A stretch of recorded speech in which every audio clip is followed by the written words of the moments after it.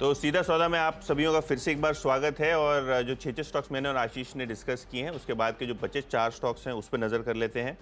7वां stock मेरी list पे है जुबिलेंट फार्मोवा, और इन्होंने नई रेडियोलॉजी लैब्स जो है खोलने का फैसला लिया है। रेडियो फार्मेसी बिजनेस जो है काफ़ी स्ट्रेटेजिक है, और यहाँ 6 नए सेंटर्स ये लोग खोलने वाले हैं अक्रॉस यूएस, और इसी के साथ पूरा नेटवर्क जो है 52 रेडियोलॉजी डिपार्टमेंट्स का हो जाएगा।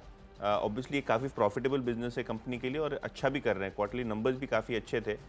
तो ये अनाउंसमेंट जो है, इन्होंने जो काउंट बढ़ाने का बात किया है रेडियो फार्मेसी का, उसके बाद स्टॉक शायद फोकस में और बढ़ता हुआ नज़र आए। राइट्स, ये भी जो एक रेलवे की कंपनी है, ये भी फोकस में रहेगी, क्योंकि राइट्स और डीवीसी ने रेल इंफ्रा के लिए एक जॉइंट वेंचर किया है, जहाँ ये ऑपरेशन एंड मेंटेनेंस पे ज़्यादा फोकस करेंगे। देखिए, एक रिकरिंग बिजनेस है ओएनएम, तो यहाँ किसी भी प्रकार का जेवी जो है वो शायद मार्केट अप्रिशिएट करे। पूरे रेलवे पैक में एक अंडर परफॉर्मिंग स्टॉक है, लेकिन शायद अब कैचअप करने की जगह है। और बाय द वे आशीष, वो जो मोदी जी गए थे G7 की मीट में, वहाँ India middle east economic corridor जो यूरोप के साथ करना है, उसके ऊपर भी चर्चा हुई, उसके ऊपर भी जॉइंट स्टेटमेंट आया। राइट्स ऑलरेडी यूएई में वहाँ की सरकार के साथ काम कर रही है इस प्रोजेक्ट पे, तो मुझे लगता है ऐसे भी ये स्टॉक आज फोकस में रह सकता है।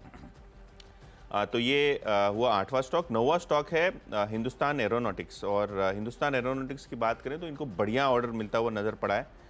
इनको 156 लाइट कॉम्बैट हेलीकॉप्टर्स का जो है रिक्वेस्ट फॉर प्रपोजल मिला है डिफेंस मिनिस्ट्री से। तो कहीं ना कहीं सेंटिमेंटली ये भी स्टॉक फोकस में रहेगा। स्टॉक एक्सचेंजेस पे इन्होंने ये डिस्क्लोजर किया, और सोल बनाने वाली कंपनी है, तो इसी को ऑर्डर मिलना है, तो ये प्रपोजल हो तो भी मिल जाएगा इनको। 50,000 करोड़ का होगा ये। हाँ, न्यूज़पेपर रिपोर्ट्स आकलन कर रही हैं कितना साइज होने वाला है वापस। मुझे लगता है इसका नाम प्रचंड है, ये हेलीकॉप्टर का ऐसा ही कुछ नाम है, बढ़िया वाला नाम है। लेकिन हाँ, ये लाइट कॉम्बैट हेलीकॉप्टर का प्रचंड, यू आर राइट, 156 LCH प्रचंड। हाँ, प्रचंड नाम है, और ये तेजस एयरक्राफ्ट बनाते हैं।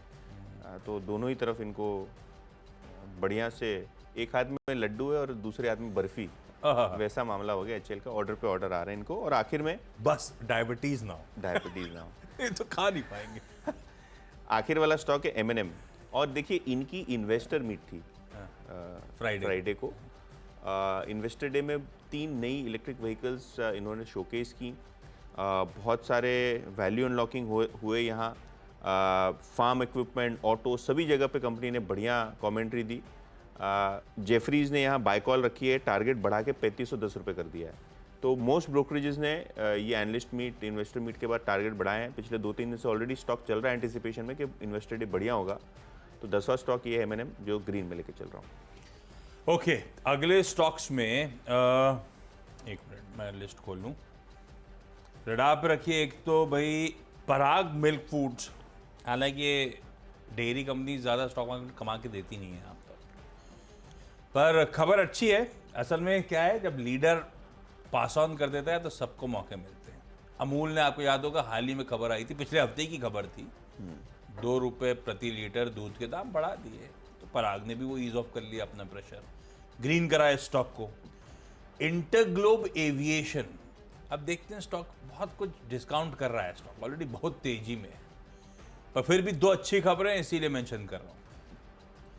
एक तो आपको याद होगा, प्रैट एंड विटनी के जो एयरक्राफ्ट इंजन मैन्युफैक्चरर है, उसके इंजन लगाने के बाद कुछ इश्यूज आए थे, कई सारे एयरक्राफ्ट ग्राउंड करने पड़े थे।